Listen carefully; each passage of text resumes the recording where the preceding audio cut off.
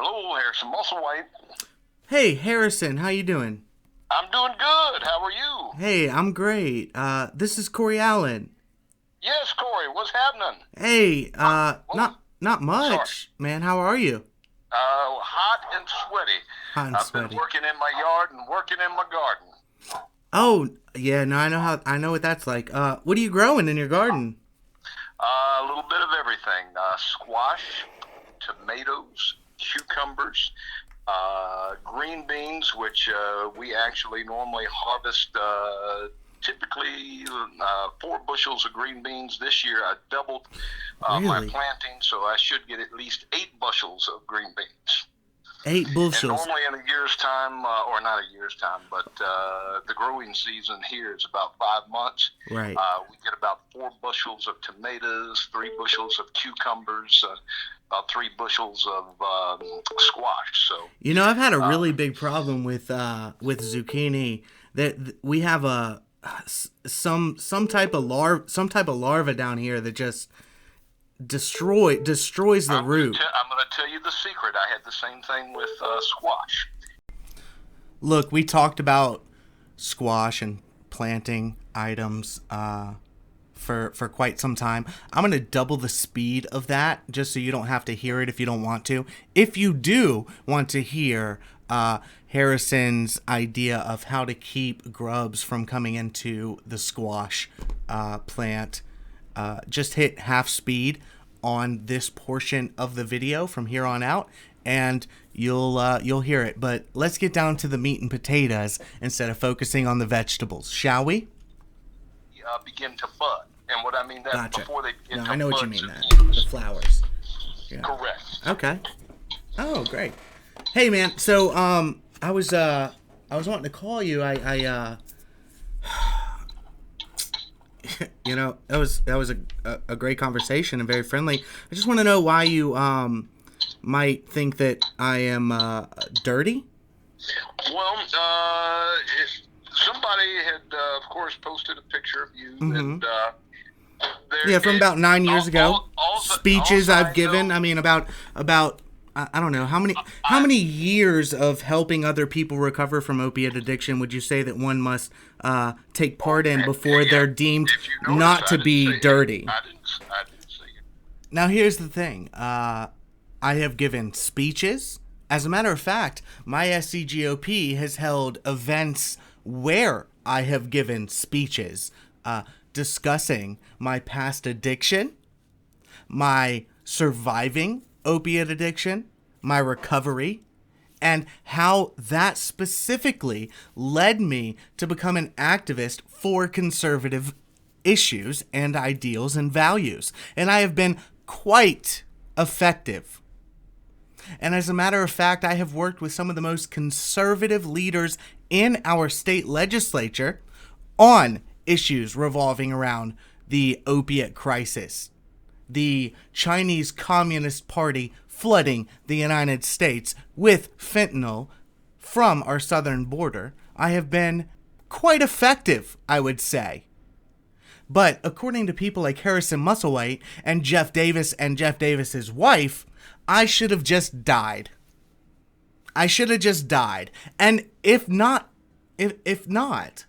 I was lucky enough, which I was by the grace of God, to survive, then I should know my place and shut up or face their wrath if I speak against their actions. We the people, as long as you submit to them fully. I didn't say anything about that. No, you just What said I was dirty. Going by was the Overton report that you did about Zoe. I didn't do It any wasn't- Overton report about any Zoe or anybody, actually. Seriously, all right. Then I was given wrong information. That's what I was going by, because the Overton report on Zoe was wrong. And Well, I when think say wrong, your reply though, right, was on a mugshot that I have posted. All I said, and if Corey I was is as wrong, dirty then I as his apologize. picture, said he's I think as is what dirty you as said. his picture, okay? Yeah. I didn't go into detail. So, if I was given wrong information about you, Corey, then I apologize, and you won't hear Well, what anything information did you base you I claiming was that based about me on? I was told that you wrote the Overton Report saying that Zoe had the election stolen from him, that Zoe was, he had done this, done that. Zoe broke his word. He broke his word to our South Carolina Leadership Council. And This is the part where you're going to hear about some anonymous leadership council that nobody knows about. Nobody knows who the members are. The fact of the matter is, people knew who was representing their state at the Constitutional Convention. But these meetings held by these people who deign to speak on behalf of all of us, very conservative people, who have been labeled and lambasted and attacked by media, leftists, elected officials on the Democrat Party, like yours truly, for example. None of us know who the hell they're talking about when they say Leadership Council. But I do know something about at least one of the people on that Leadership Council. Stay tuned to find out, because it's going to blow your mind. Leadership Council. And Zoe has now been banned. Who's the South Carolina Leadership Council? There's a South Carolina Leadership Council? Who does that involve? The South Carolina Leadership Council are folks that deal directly with President Trump and are South Carolina GOP leaders. Some are chairmen of their GOPs. Some are just ECs. But are some of those chairmen? Let me ask you. I don't mean to interrupt you, but let me ask you: are some of those chairmen of the county GOPs the same type of people that spend years claiming that others dress in women's clothing and worship Satan? Are some of the GOP council members? One of them was. One of them is. Okay, so only one of them. Only one of them claims that other people wear women's clothes and worship Satan. Only one of them does that. But that is a member of your leadership council. Okay, cool. Only one, but the other 20. And that one would be Pamela Godwin, the newly elected chair of the Lexington County Republican Party, a woman who joined her husband in calling me, forcing me onto the phone on Thanksgiving Day 2 years ago to let me know that they would stop at nothing, quote, stop at nothing to destroy and discredit me, followed by 2 years. Ask around, ask people involved in the Republican Party about this. Tell me that they did not spread this rumor. Pam and her husband Angus, who was then arrested for hitting a sitting elected official who happened to be a Republican. Weird. Huh. Interesting. Didn't hit a Democrat, just a Republican, after threatening another conservative and telling him that they will stop at nothing to destroy his entire life. Because I didn't allow them to steal credit for an event that I and a couple of other grassroots organizations worked so hard to put on just before the 2020 elections in Summerville, South Carolina. They spent 2 years telling people that I wear women's clothes, am a transvestite, and worship Satan. Yeah. Ask around. Ask Zoe. He knows about it. Ask anyone. Harrison Musselwhite just admitted they had told him the same thing. He knew exactly what I was talking about, didn't he? These are the people that you trust to speak for we the people, unelected, not even sent to a convention to speak on behalf of us. But they certainly do see themselves as the founders of our nation, even though they couldn't recite the Constitution or the principles therein if their lives depended on it. They don't know what America is about. They are tyrants in training. Despot wannabes. That's who these people are. Let's continue. Sorry. I do digress. But let's move forward. But the other 29, and Zoe was one of them, we came together in the second week of January, and we all agreed that we would run 5 candidates against, and we agreed that leadership, okay, that's the word, that the leadership that was there that night, 30 of us, that we would come together. We would let 5 of us go forward, and the 5 were Jeff Davis, Zoe Warren, Chad Caton, Mike Covert, and Ken Moran, and that we would come together 2 weeks. That was in Charleston, right? That was when they announced in Charleston? No, that was before Charleston, Corey. There was a plan before Charleston, but they announced in Charleston. They announced in Charleston, Yeah, okay. but we had the leadership meeting a week before. Was that open to the public? Is there a public record of that? This was a leadership meeting. Leadership meetings aren't open to the public. That's why they call them leadership meetings. But leaders. they represented, So transparency doesn't the major apply to counties leadership. in South Carolina. Do what? So the transparency aspect of that doesn't apply to the leadership.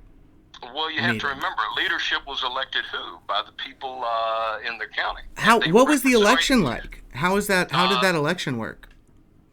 You mean as far as when we came together 2 weeks before the convention? No, well, you said no. 28 of the, No, that's not what I mean. I mean that you said that the leadership meeting would not be transparent because it was elected, and you said that you did that before that announcement in Charleston. So I'm just wondering how that leadership meeting would have taken place. In 1775, did all 30 million, well, it wasn't even 30 million, I think it was all 3 million. Did all 3 million patriots go to Philadelphia? No, they didn't.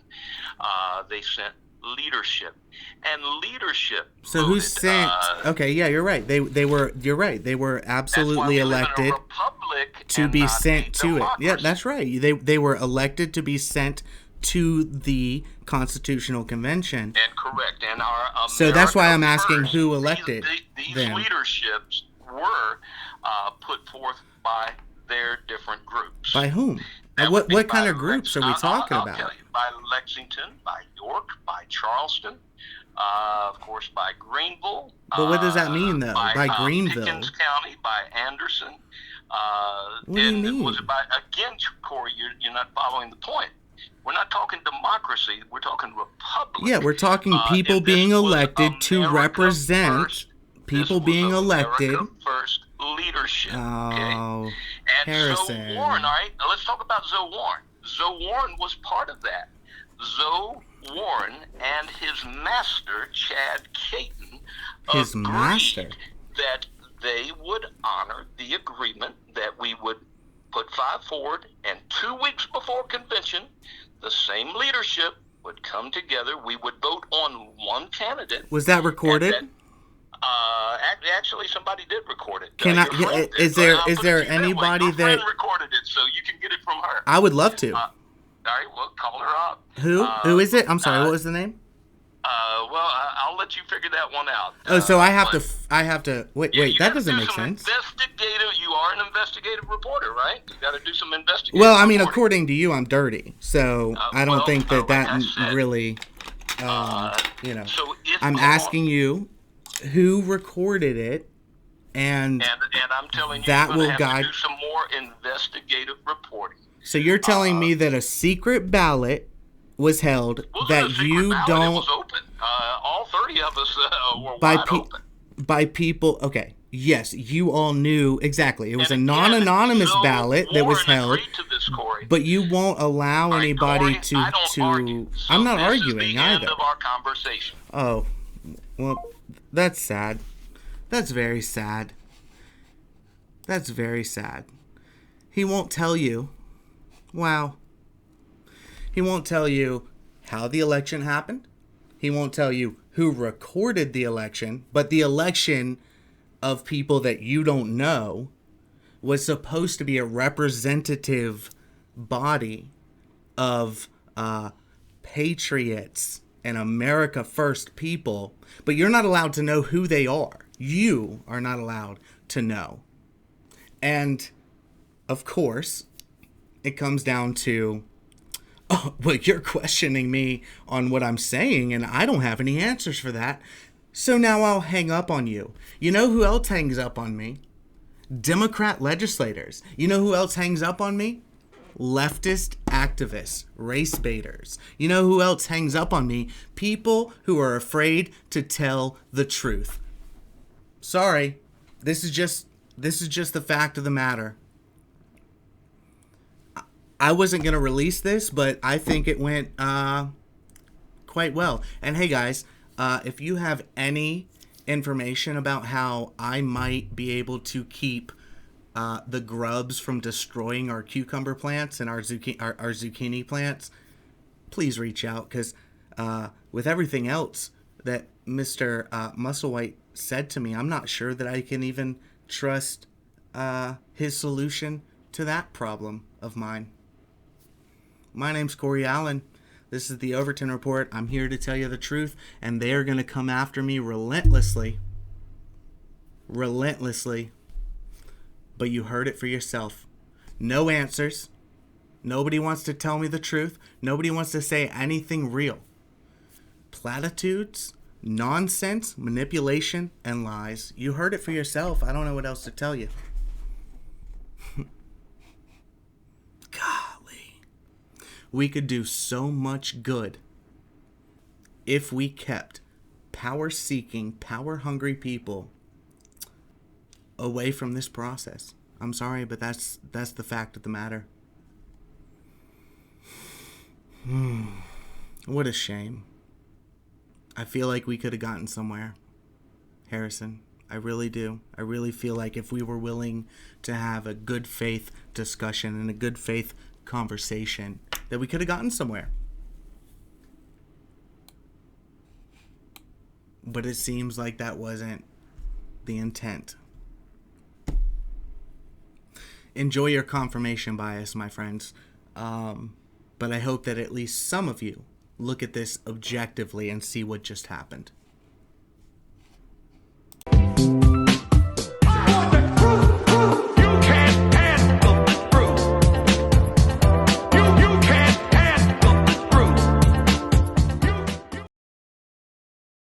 Get some Epsom salt, okay?